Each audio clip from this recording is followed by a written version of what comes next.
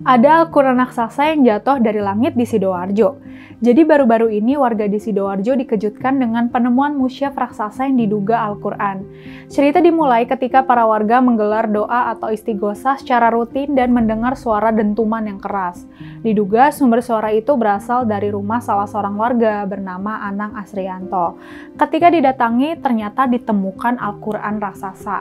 Kabarnya tingginya 2 meter, lebar 2,4 meter, tebalnya 15 cm dan bobotnya 1 kuintal.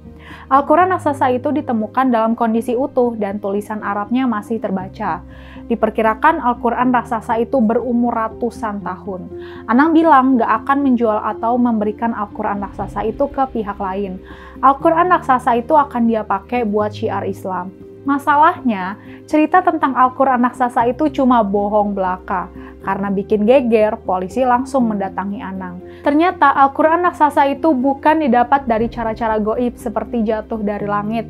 Dari keterangan yang disampaikan ke polisi, Al-Quran raksasa itu dibeli Anang dari seseorang. MUI Sidoarjo juga turun untuk memeriksa Al-Quran raksasa itu. Menurut MUI, musyaf itu bukanlah Al-Quran.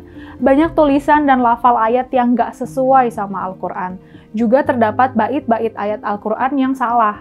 MUI lalu mengambil langkah untuk memusnahkan musyaf raksasa itu dengan membakarnya hingga hangus. Itu dilakuin buat menghindari kemusyrikan karena keberadaan musyaf raksasa itu.